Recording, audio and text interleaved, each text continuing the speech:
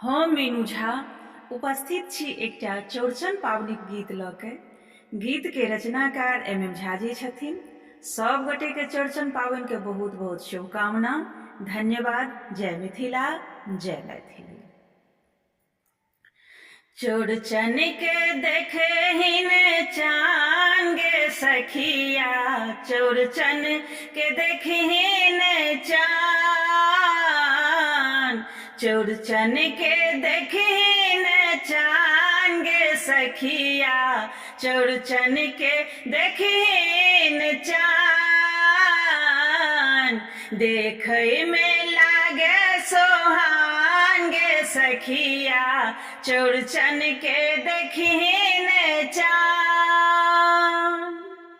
भादव ई जोड़िया चौठे के दिन नैहर सौ सासुर भातिज ओ भगिन माँ। भादव ई जोड़िया चौठे के दिन नैहर सौ सासुर भातिज ओ भगिन माँ। सब हक मुख मुस्कान गे सखिया, चौड़चन के देखिन चान, देखै में लागे सोहान गे सखिया, चौड़चन के देखिन चान।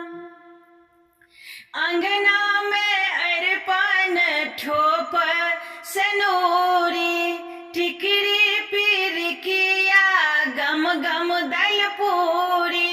अंगना में अरपन ठोप सनूरी, टिकरी पिरकिया गम गम दलपूरी।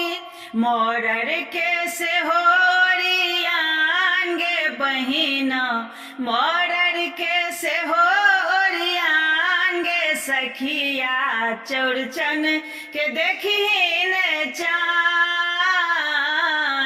देखै में लागे सोहान गे सखिया, चौड़चन के देखिन चान।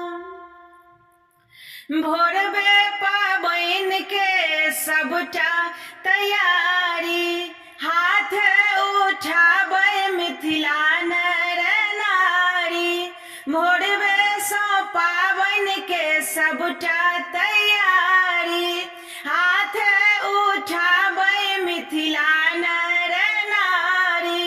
पूरन करथि मनोकाम गे बहिना, चौड़चन के देखिन चान,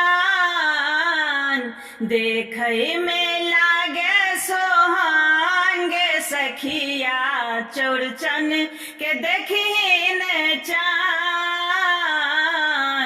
चौड़चन के देखिन चान गे सखिया, चौड़चन के देखिन चान, चौड़चन के देखिन चान।